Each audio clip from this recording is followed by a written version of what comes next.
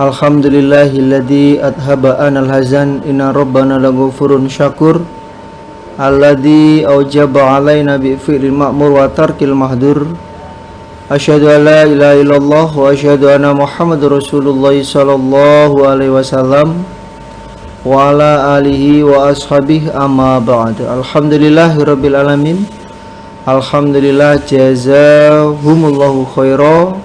Alhamdulillah jazakumullahu khairan. Mudah-mudahan Allah beri manfaat dan barokah tetap hatinya supaya selalu ditata dengan hati niat mukhlis lillah karena Allah semata-mata yarjuna rahmatahu wa yakhafuna adaba. Innama a'malu binniyah fala a'malun illa binniyah. Dan kita juga supaya selalu tetap menetapi, memerlukan dan mempersungguh Quran hadis jamaah yang berbentuk 5 bab ngaji, ngamal, membela jamaah, taat karena Allah dimanapun berada, tetap supaya menetapi 5 babnya. Alhamdulillah jazakumullahu khairan. Baik Bapak Ibu, kita lanjutkan pengajian kita Sahih Bukhari, Kitabul Ghusli. Nomor babnya 26, nomor hadisnya 287.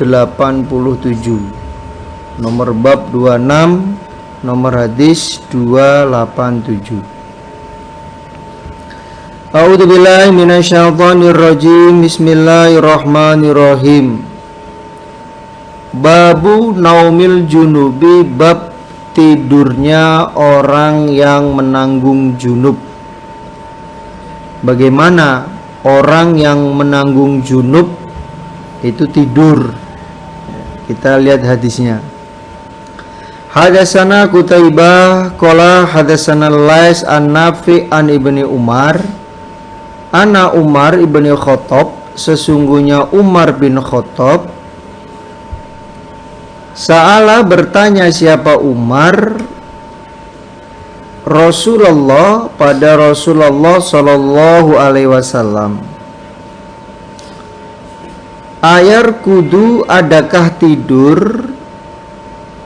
Siapa ahaduna, salah satu kami? Wahua, sedangkan ahad iku junubun, orang yang menanggung junub. Jadi Umar bin Khattab bertanya kepada Nabi, wahai Nabi, apakah boleh salah satu kami tidur dalam keadaan menanggung junub? Boleh nggak Nabi? Nggak mandi dulu tapi langsung tidur, itu boleh nggak? Qala, bersabda siapa Nabi, na'am, ya, oh ya boleh. Idza tawaddoa, ketika berwudu. Siapa ahadukum, salah satu kalian. Falyarqud, maka hendaknya tidur dia. Maka hendaknya tidur dia. Wahua, dan dia ahad iku junubun, orang yang menanggung junub. Junubun, orang yang menanggung junub. Lalu Nabi menjawab, oh iya boleh, orang yang menanggung junub itu boleh tidur ketika salah satu kalian telah berwudu. Kalau sudah berwudu, falyarqud wa huwa junubun. Kalau sudah wudu ya silahkan tidur walaupun dia menanggung junub. Jadi hadis ini menunjukkan bahwa boleh orang yang junub tidak langsung mandi. Dia mau tidur, sunnahnya itu berwudu terlebih dahulu. Ya seperti kemarin yang sudah dijelaskan. Jadi sunnahnya sebelum tidur, karena nggak mau mandi junub langsung, maka disunahkan untuk berwudu terlebih dahulu. Kalau memang nggak mau wudu, ya, Contohnya nggak mau wudhu ya karena kecapean, geletak langsung ketiduran, ya itu juga tidak apa-apa, juga diperbolehkan, tapi tidak mencocoki sunnah. Tidak dosa, secara hukum boleh dan tidak dosa. Tapi lebih baiknya kita berwudu terlebih dahulu agar kita menetapi sunnah. Babul junubi, babnya orang yang junub, ya tawaddu'u, berwudu dia. Suma kemudian ya namu, tidur dia. Babnya orang yang junub, dia berwudu kemudian tidur. Jadi tidak harus mandi, tidak harus mandi langsung ya. Tidak harus mandi dulu baru tidur. Kalau memang merasa kedinginan ya boleh tidur, tapi wudhu dulu, menetapi sunnah. Tapi kalau memang kuat ya, setelah beramal soleh menjima istrinya mau langsung mandi ya nggak apa-apa ya. Contohnya mungkin ya, jimaknya jam 1 malam, kemudian kuat untuk mandi di waktu malam hari, ya silahkan, ya itu tidak apa-apa, diperbolehkan. Kalau pol-polnya tidak langsung mandi, ya cukup menetapi sunnahnya, yaitu dengan berwudu. Hadasana Yahya ibnu Bukair qala hadasana Lais an Ubaidillah ibni Abi Ja'far an Muhammad ibni Abdurrahman an Urwah an Aisyah qalat, berkata siapa? Aisyah. Karena ada siapa an-Nabiyu sallallahu alaihi wasallam idza aroda, ketika menghendaki siapa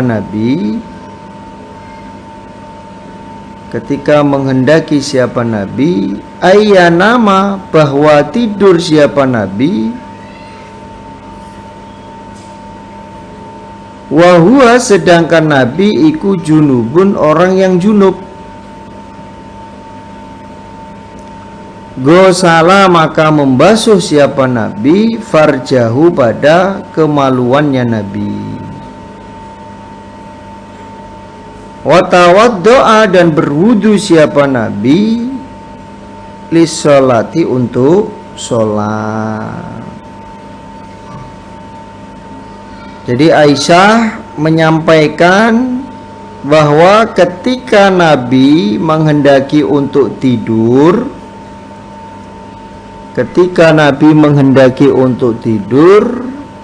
sedangkan Nabi itu dalam keadaan menanggung junub.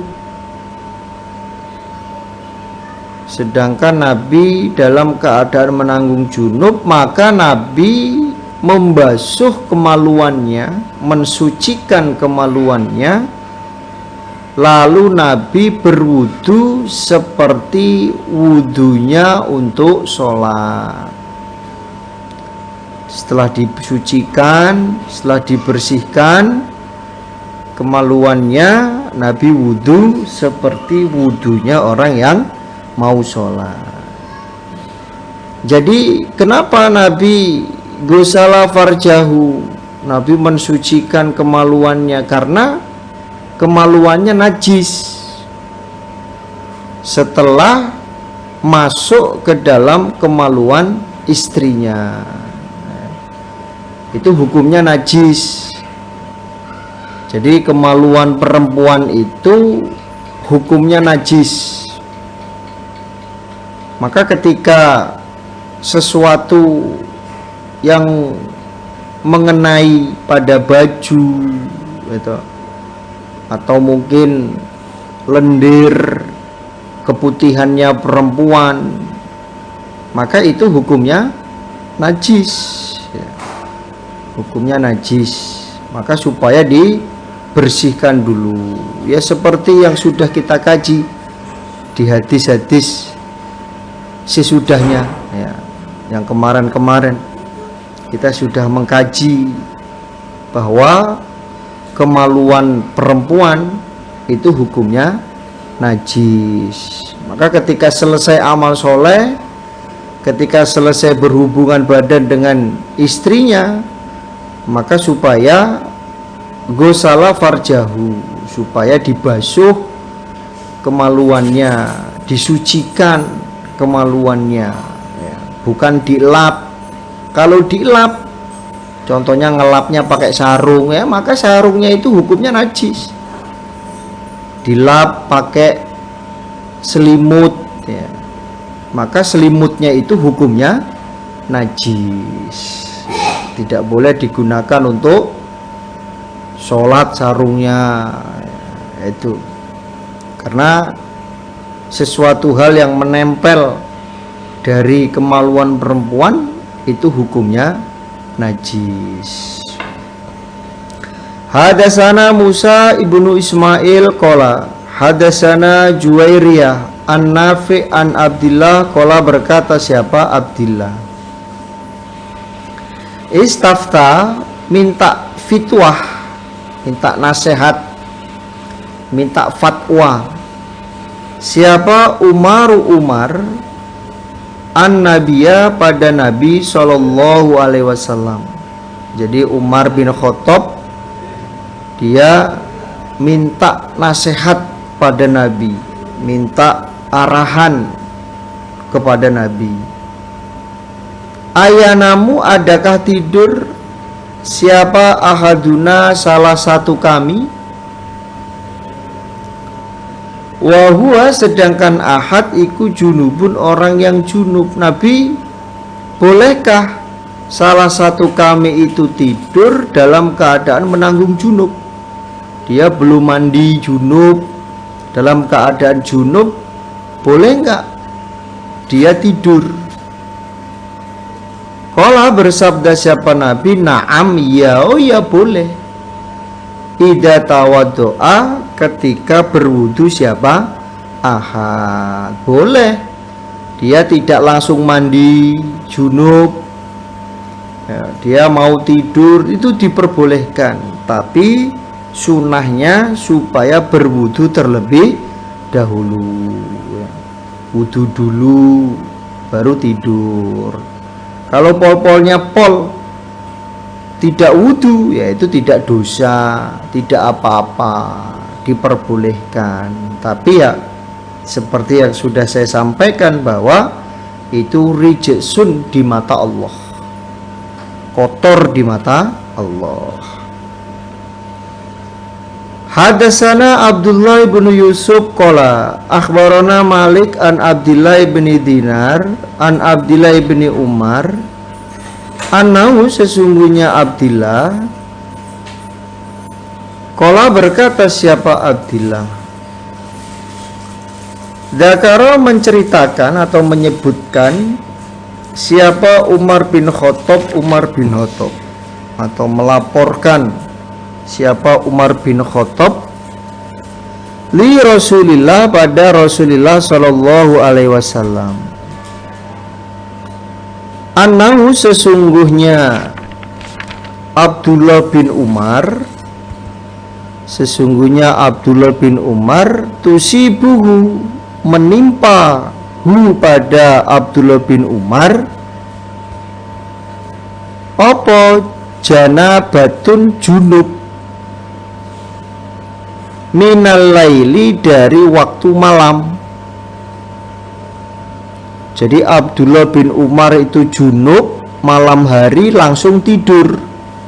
Nah, ini dilaporkan oleh Nabi, dilaporkan oleh Umar kepada Nabi. Nabi, itu Abdullah bin Umar itu dalam keadaan junub ya, dia tertimpa junub di malam hari langsung tidur. Itu bagaimana Nabi? Faqala, maka bersabda lahu pada Ibnu Umar, siapa Rasulullah Shallallahu Alaihi Wasallam, tawaddo, supaya berwudu kamu, waksil, dan membasuhlah kamu, dzakaroka, pada kemaluanmu, suma, kemudian nam, tidurlah kamu. Ini bisa Nabi langsung berbicara kepada Abdullah bin Umar, atau Nabi berbicara kepada Umar bin Khattab, karena Umar yang melaporkan. Lalu Nabi bersabda, ya kalau begitu dia supaya berwudu, ya boleh tidur, tidak langsung mandi, namun sebelumnya dia supaya wudu dulu, kemudian supaya membasuh kemaluan, ya, supaya membasuh kemaluannya, kemudian tidurlah. Nah ini walaupun lafadznya watawaddo waksil dzakaroka, di dalam prakteknya tetap mensucikan kemaluan dulu baru berwudu. Nah, jadi tidak boleh kita dalam keadaan masih najis kemudian langsung berwudu, itu tidak boleh, tapi supaya disucikan dulu. Itu kan sudah kita kaji ya. Ketika kencing contohnya atau berak, nah ini supaya disucikan dulu, kemaluannya dibersihkan dulu, disiram dulu, cebok dulu, selesai baru berwudu. Nah, itu prakteknya seperti itu. Bukan kok kita setelah kencing selesai, setelah berak selesai, kemudian belum mensucikan, belum membersihkan, belum cebok, tiba-tiba langsung wudu. Nah, ini nggak pas ya. Ini tidak pas. Jadi tetap prakteknya supaya disucikan dulu baru berwudu. Ini seperti yang dijelaskan oleh Bapak Hafiluddin ya, pada waktu asrama Kitabut Thaharah. Nah, ini walaupun lafadznya tawaddo waksil dzakaroka, tetap prakteknya cebok dulu baru berwudu, kemudian selesai itu baru tidur ya, baru tidur. Itu boleh. Jadi tidak harus langsung mandi junub, itu tidak ya. Dilihat dari situasi dan kondisinya. Kalau memang memungkinkan untuk langsung mandi, ya silahkan. Contohnya menjimaknya sebelum subuh ya. Selesai menjimak ya harus mandi junub karena mau sholat subuh. Nah, itu. Babun, bab idat tako, ketika bertemu opo al khitanani, dua khitan, dua kemaluan. Babnya ketika bertemunya dua kemaluan itu bagaimana? Apakah hukumnya wajib mandi ataukah tidak? Hadatsana Mu'adz bin Fadlah qala hadatsana Hisham wa hadatsana Abu Nuaim an Hisham an Qatadah anil Hasan an Abi Rafi' an Abi Hurairah anin Nabi sallallahu alaihi wasallam. Qala, bersabda siapa Nabi, idza jalasa, ketika duduk siapa orang, baina biha, di antara cabangnya perempuan, di antara cabangnya perempuan, al arba, yang empat cabang itu dua tangan dua kaki. Suma, kemudian jahadaha, mempersungguh dia pada perempuan, maksudnya berhasrat ya, sampai mengeluarkan hasratnya, faqad wajaba, maka sungguh wajib dia al-ghuslu, mandi junub.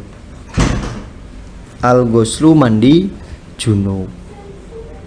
Jadi Nabi bersabda, ketika seseorang itu duduk di antara 4 cabangnya perempuan, 2 tangan dan 2 kaki, kemudian dia mempersungguh, maksudnya ya apa, dusel-dusel dusel-dusel sampai berhasrat ya, untuk menjimaknya, maka hukumnya dia wajib mandi junub meskipun belum keluar mani.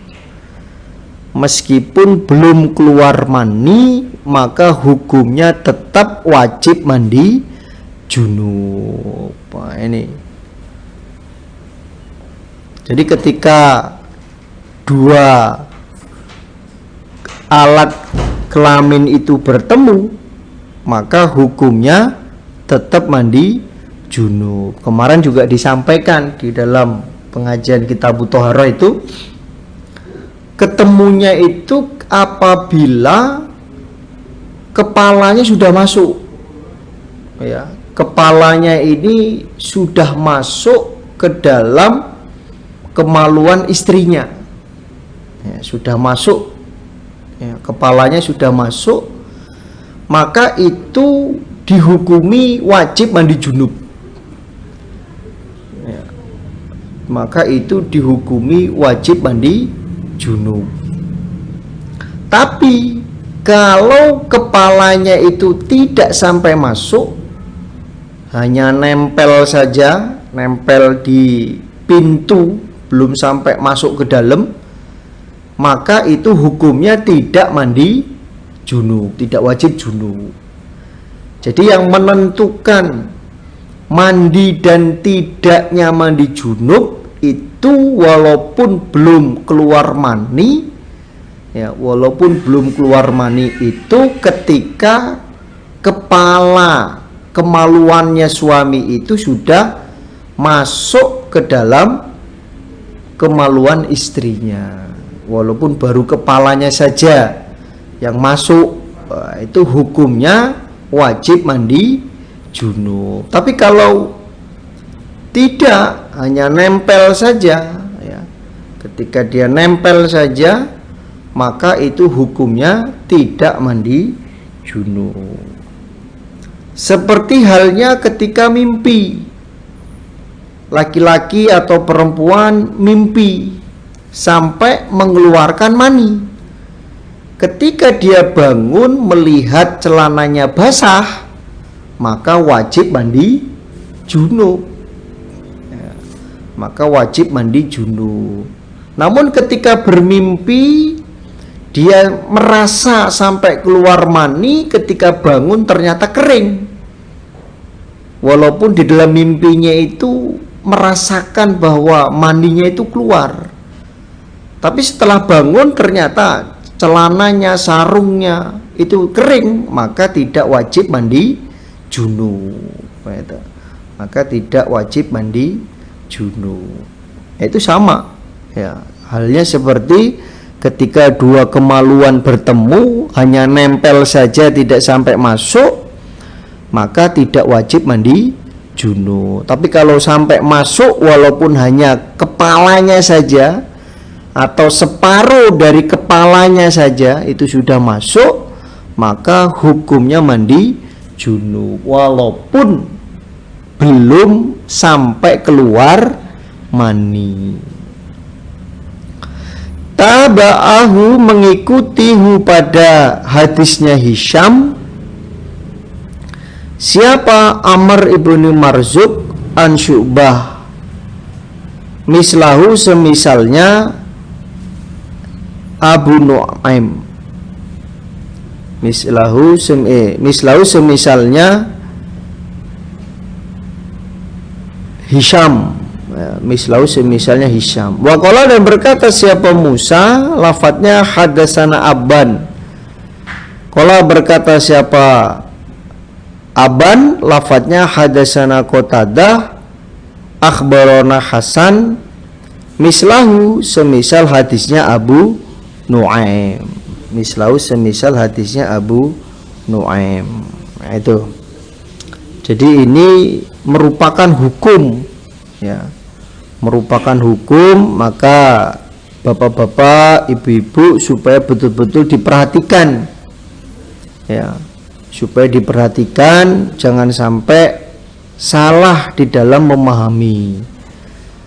Takutnya nanti, ya, contohnya kepalanya sudah masuk, kemudian tidak mengeluarkan mani, terus dia tidak mandi junub, ya, terus sholat ke masjid dan lain-lain sebagainya, ya ini salah besar.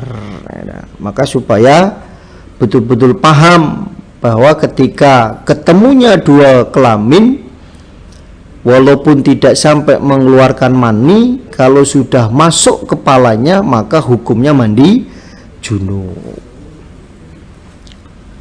Babu guslima, bab membasuh apa-apa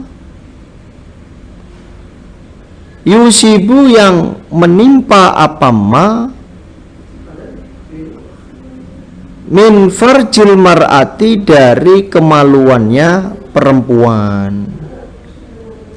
Bab membasuh sesuatu yang terkena, dari kemaluannya perempuan. Jadi supaya dibasuh sesuatu yang terkena kemaluannya perempuan. Seperti ya itu tadi, lendir, itu.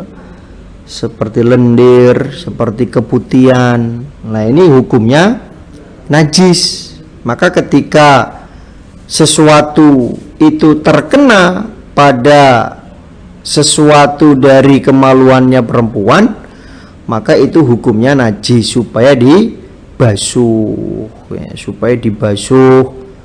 Kalau habis menjima contohnya, ya ini supaya dibasuh kemaluannya, kemudian di sekitar kemaluannya itu juga dibasuh, ya mungkin ya paha-pahanya, selangkangannya ini juga dibasuh, karena dikhawatirkan terkena sesuatu yang keluar dari kemaluannya perempuan, itu hukumnya najis. Hadatsana Abu Ma'mar hadatsana Abdul Waris ibni Husain qala, berkata siapa Yahya, wa akhbarani Abu Salama an Atta ibni Yasar akhbarahu ana Zaid ibnu Khalid al-Juhani iku akhbarahu annahu sesungguhnya Zaid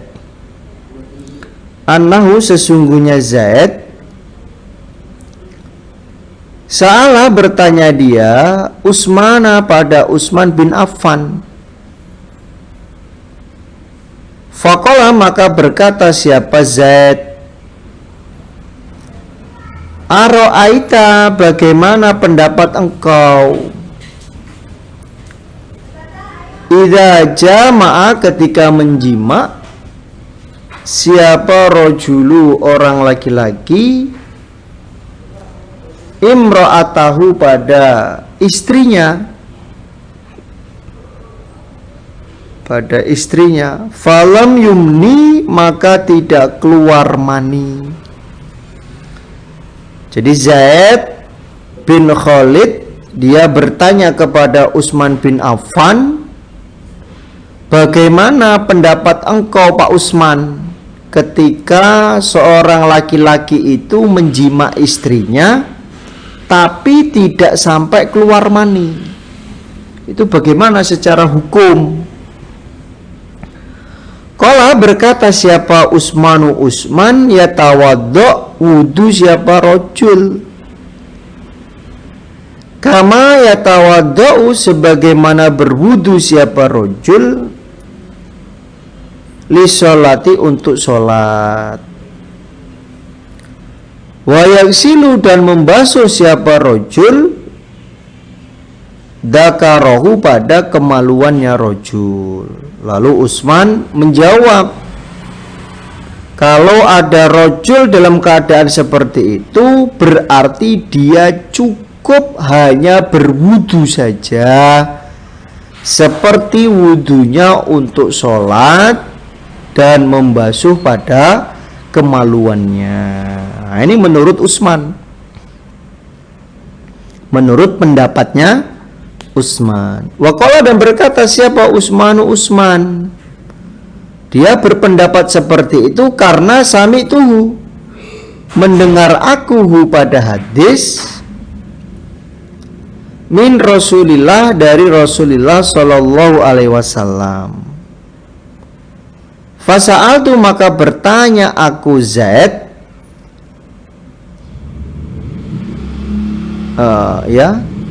andalika, tentang demikian itu hadis yang disampaikan oleh Utsman, alian pada Ali bin Abi Thalib, wa Zubair ibni Awam, wa Thalhah ibni Ubaidillah, wa Ubay bin Ka'ab radhiyallahu an. Fa amarohu, maka perintah mereka pada rojul bidzalika, dengan demikian itu berwudu. Jadi Utsman memberikan pendapat kepada Zaid bahwa laki-laki yang menjima istrinya walaupun belum keluar mani itu cukup hanya berwudu saja dan membersihkan kemaluannya. Utsman berpendapat seperti itu karena dia telah mendengarkan hadis itu dari Nabi. Nabi menerangkannya ya cukup berwudu saja. Lalu Zaid itu juga menanyakan tentang hadis yang sama, ya, yang disampaikan oleh Utsman, atau Zaid menyampaikan jawabannya Utsman kepada Ali bin Abi Thalib, kepada Zubair bin Awam, Thalhah bin Ubaidillah, wa Ubay bin Ka'ab. Semuanya mereka itu perintah kepada rojul untuk berwudu, cukup berwudu saja. Namun hadis ini mansuh, nansehnya hadis di atas, yaitu tetap mandi junub. Ya. Hadis ini mansuh, nansehnya hadis di atas, yaitu prakteknya tetap mandi junub walaupun belum keluar mani ketika kemaluannya itu sudah masuk separuh kepalanya atau kepalanya. Ya, kepalanya sudah masuk atau separuh kepalanya sudah masuk pada kemaluannya istri, maka itu hukumnya sudah wajib mandi junub. Itu sebagai nansehnya hadis ini.